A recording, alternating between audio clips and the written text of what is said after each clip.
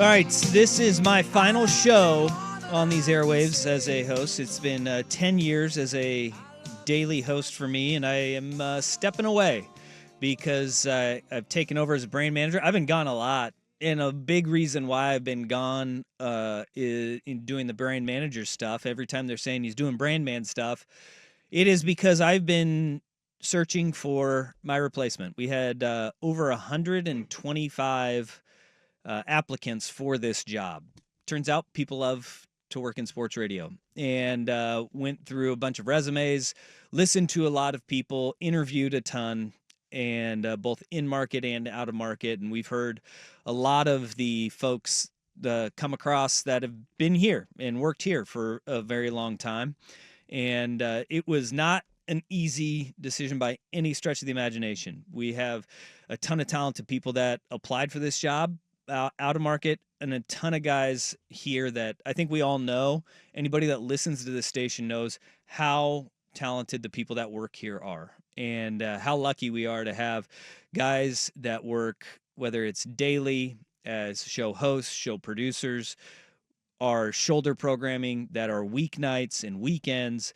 We got a ton of people that knock it out of the park for us. So it was a tough decision. And as I went through, I listened to a lot, and we had a lot of shows and a lot of hours to go through, but we have made a decision on who will replace me starting Monday from noon to 3 right here on The Fan.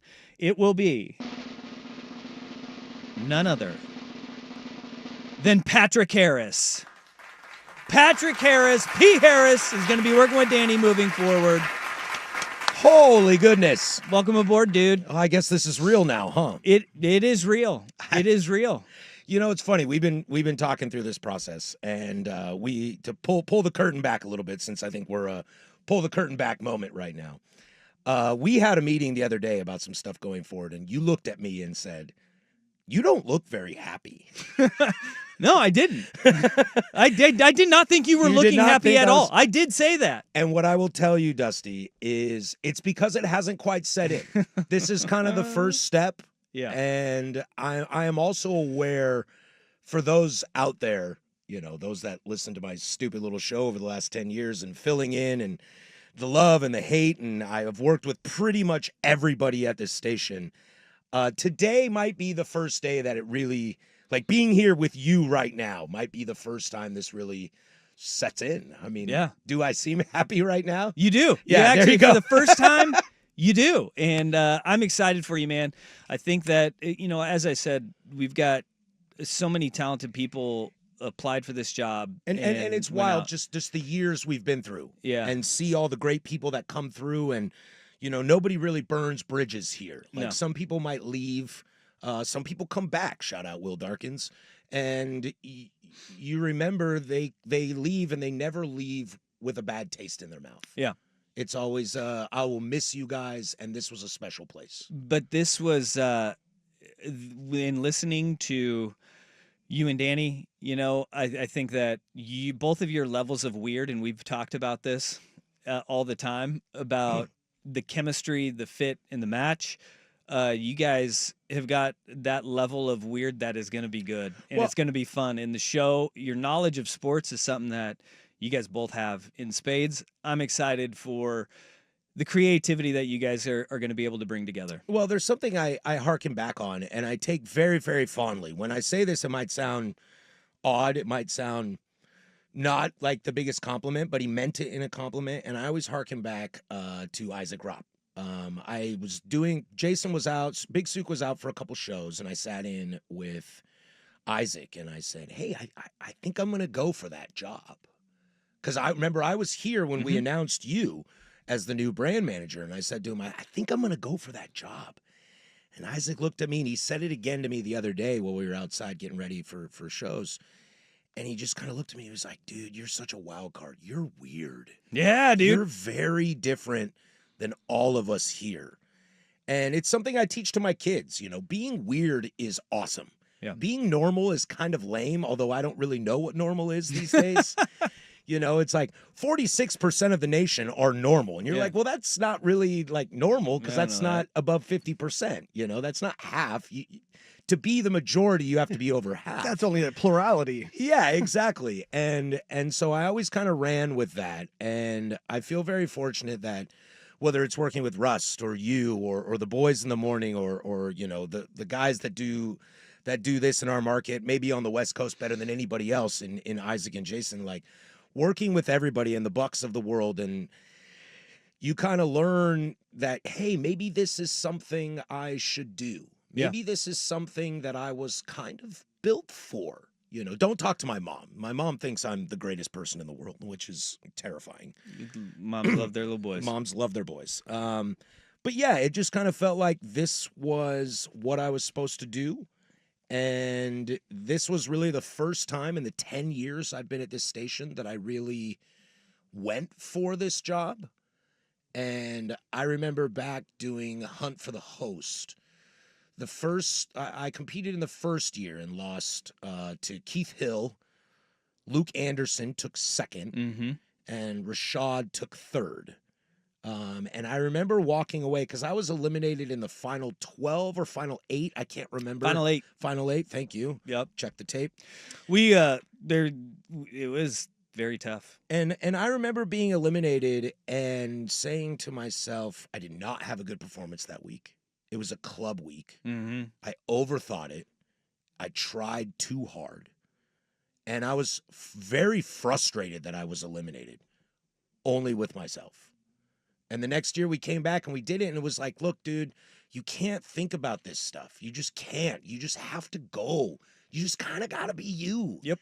And I just did that, and I got very, very lucky. I made it to the final 2. I actually thought Jarvez was better than me, personally. Jarvez Hall. If I was Jeff Austin at the time, I probably would have gone with Jarvez.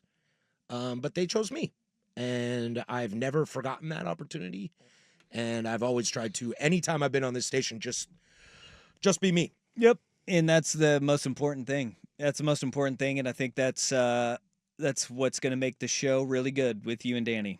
And well, Danny, I mean, I'm a little worried about that guy. Wild card, dude. I got 2 wild cards, and I like wild cards. Do you think people are going to be okay with the fact that we're Newburgh and Vancouver talking about Portland market? I think that is perfect. With a Beavertonian on the other side of the glass.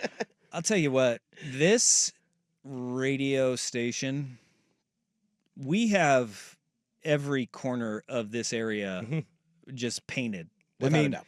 Because you went to Hudson's Bay. Correct. High school. Class of 03. We had Suk, who's a Mountain View kid, up in Vancouver. Rop is from Kansas, but has lived in Southwest Portland and not left Southwest Portland for over a quarter of a century. Yep. He can claim he's a local. I'm the borough. Sprague is northeast. Dirt is southeast. You got we got Buck, Rust, and Swigard, who are Beaverton. Joe Fisher down in Newburgh. Joe Fisher, Newburgh, and Danny Newburgh. I mean, and then Rashad Taylor is the heartbeat of Portland proper for us. Without a doubt. Dude, and he's going to the Pro-Am this weekend. And his knowledge, just to give a shout out to my boy Rashad, his knowledge of inner Portland high school and dudes that are from here is unmatched. I mean, maybe you might be as close to him, but that guy knows a lot about this city. Well, yeah, we've talked about this on the show the other day or a couple weeks ago. I had it stuck in my brain that there was a guy who got arrested for faking his age at Grant High School, and I was like, Rashad, who was this? And he gave me the entire rundown. He was there when the guy got arrested in the high school at Grant. And I was like, I knew you wouldn't miss. That's my guy. That's my guy. But hey, man, congratulations Thank to you. You have earned this, and you deserve it. From Hunt for the Host to hosting daily, it hasn't been a short trip. You've been here for a decade now. Think about that. Like, you've been here for a decade hosting the baseball show, and now you are Monday through Friday, noon to 3 with Danny. And so Patrick Harris going to be taking over for me effective on Monday. And thank you to everybody who's texting in with the well wishes to him. I'm about to derail this program real tough. Yeah. I figured we got to do something special for this final bump back, you know? That's right. Yeah. It reminds me of Ted Lasso, too. Anybody who's seen Ted Lasso. His players did this on the Yes. way out into the Yep. final episode. You guys nailed it. Patrick Harris will be taking over for me effective on Monday, and I'm thrilled. I hope everybody else is too, because you and Danny are going to kick ass, man. I think, I think one thing that's real special, if I can talk to the listeners for a moment, being here for 10 years and doing this stupid little baseball show, The Hot Corner, on Tuesday nights, which we'll have our last episode next week. Next Tuesday. And it's an all-star, which is one of our absolute favorite shows of the year. So I'm really excited for that to be the last one. As an insider, as somebody who was shoulder programming and has filled in, again, on every show, whether it's Rust's spot, your spot, on any show, the station's been very, very good to me. And especially in times when I've needed employment, this station has been very, very good to me. And when I talk to you listeners out there, Dusty has said this, we've all said this behind the scenes. Maybe we don't say it enough to you guys on the air. You are why we do this. Like, you are. If you guys don't listen, if you theys don't listen, then we're not here. Yep. So what Danny and I are really excited to do is building a show from scratch and making it something for you to keep you going and build the momentum, off the morning guys into the primetime guys into shoulder programming. And don't be shocked if, Isaac Ropp is out and I just randomly decide, I haven't asked the boss about this, to say, hey, Jason, I'll do a show with you today. Do the 7-hour marathon shift. I don't mind. That's how much I love doing this. That's how much I love being here. Yep. That's how much I love working with the people that we work with.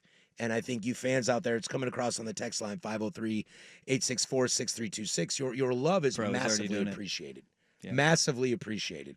And I can't wait for Monday for me to tell you to chill the F out about Yang Han Sen, and you tell me you're an idiot and you don't know what you're talking about. You're probably right. I don't. It's okay. We all should be saying chill out on your Han Sun Yen or Yang Han Sen takes. But enough about me. Yeah. I brought in some champagne today. That's right. To celebrate Whips and this chains occasion. excite me. Sorry, misfire. Rihanna. I brought do. in some champagne today. I shared some with those out in the bullpen. And because it is the champagne of beers.